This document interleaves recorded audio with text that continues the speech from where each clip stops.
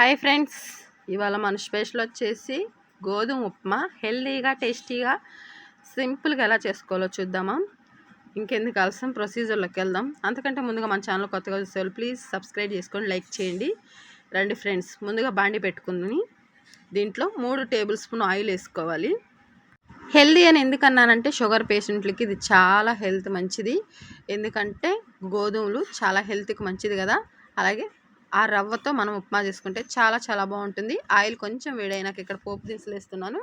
ఆవాలు, జీలకర్ర, కొన్ని మినపగుళ్ళు 3 కలిపి ఇలా పోపు దినుసులో వేసాను. మీ దగ్గర విడివిడిగా ఉన్నా పర్వాలేదు, మొత్తం కలిపినా పర్వాలేదు. ఇవి కొంచెం గోల్డ్ కలర్ వచ్చిన తర్వాత దీంట్లోనే మనం సన్నగా పొడుగ్గా కట్ చేసుకున్న ఒక ఆనియన్ ఒక్కటే వేస్తున్నాను. నేను చేసే క్వాంటిటీ కొంచెం తక్కువగానే ఉంది కాబట్టి ఒక్కటే వేస్తున్నాను. చూడండి, ఇవి కూడా లైట్గా ఫ్రై అవ్వాలి. మరీ గోల్డ్ కలర్లోకి ఏం అవసరం లేదు. ఉప్మాకి కొంచెం లైట్గా మగ్గితే తినేటప్పుడు చాలా టేస్టీగా ఉంటుంది కదా. ఇవి కొంచెం లైట్గా మగ్గిన తర్వాత దీంట్లోనే ఒక 4 పచ్చిమిర్చి ఇలా పొడుగ్గా కట్ చేసుకొని వేసుకుంటున్నాను.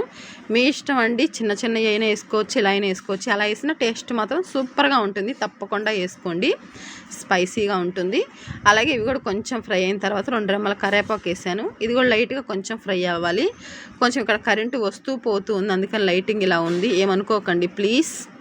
ఆనియన్స్, పచ్చిమిర్చి బాగా మగ్గాలి. ఆనియన్స్ కూడా మగ్గితే సరిపోతుంది. చూసారుగా, ఇలా ఉంటే సరిపోతుంది. పచ్చిమిర్చి కూడా కొంచెం ఫ్రై అయింది. దీంట్లోనే ఒక పెద్ద సైజు టమాటా కూడా వేస్తున్నాను. టమాటా వేస్తే ఉప్మా చాలా చాలా టేస్టీగా ఉంటుంది. స్కిప్ చేయకుండా వేసుకోండి, సూపర్గా ఉంటుంది. రోజు మార్నింగ్ ఇలా బ్రేక్ఫాస్ట్లా చేసుకొని తింటే సూపర్గా ఉంటుంది. తప్పకుండా ట్రై చేస్తారని అనుకుంటున్నాను. అలాగే వీడియో చూస్తున్నారు కానీ ఫ్రెండ్స్ ఎవరు లైక్ చేయట్లేదు, ప్లీజ్ లైక్ చేయండి. అలాగే ఇక్కడ టమాటా మగ్గటం కోసం కొంచెం పసుపు వేసాను. అలాగే టేస్ట్కి సరిపడా ఉప్పు. తెలిసిందే కదా, ఉప్పు మనం వాటర్లో వేసినప్పుడు ఉప్పగా ఉన్నప్పుడు మనకు ఉప్మా టేస్ట్ సరిపోతుంది. నేనైతే 2 స్పూన్లు వేసాను. ఈ మొత్తం వేసుకొని మంచిగా కలుపుకోవాలి. వీడియో చూస్తున్నారు కానీ ఎవరు లైక్ చేయట్లేదు, ప్లీజ్ ప్రతి ఒక్కరు లైక్ చేయండి. అలాగే మీ సపోర్ట్ నాకు ఎప్పుడు ఎలాగే ఉండాలి మనస్ఫూర్తిగా కోరుకుంటున్నాను. నేను ఈ వంట చేసేదానికంటే కూడా మీరు చేసే కామెంటే నాకు చాలా చాలా ఇష్టం.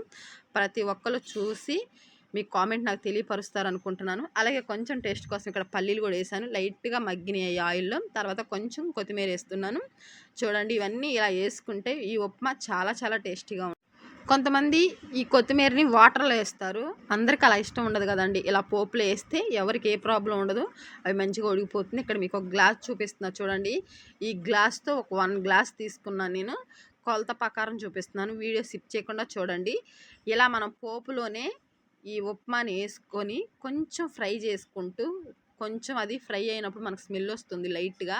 అలా కొంచెం సిమ్లో పెట్టుకొని ఫ్రై చేసుకుంటే సూపర్ టేస్ట్ ఉంటుందండి ఈ గోధుమ ఉప్మాని. తప్పకుండా మీరు ఇలా ట్రై చేయండి, చాలా చాలా బాగుంటుంది. చూడండి, నేను 1 గ్లాస్ తీసుకున్నాను. 1 గ్లాస్కి 3 గ్లాస్ వాటర్ పడుతుంది. క్వాంటిటీ ఎక్కడ మిస్ అవ్వద్దు.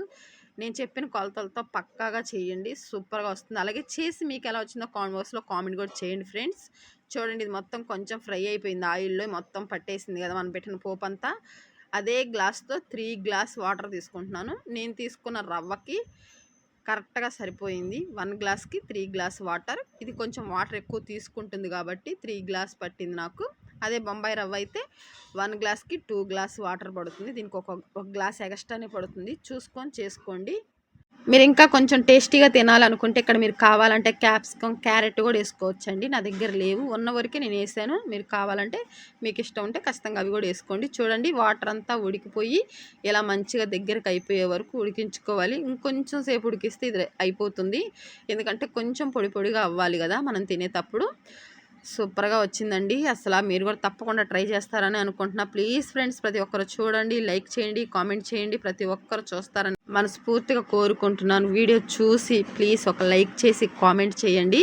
చూడండి, ఇంకొంచెం ఉంటే సరిపోతుంది. ఇది మొత్తం వాటర్ అంతా పీల్చుకొని కొంచెం డ్రై అయిపోయింది కదా. ఇంకొంచెం సేపు ఒక్క 1 మినిట్ ఉంటే అయిపోతుంది. ఇంకా అలా ఉన్నప్పుడు మనం ఆపేసుకుంటే మనం సర్వ్ చేసుకునేటప్పుడు చాలా పొడి పొడిగా బాగా వస్తుంది. ముద్దలాగా ఉండకుండా చాలా బాగుంటుంది.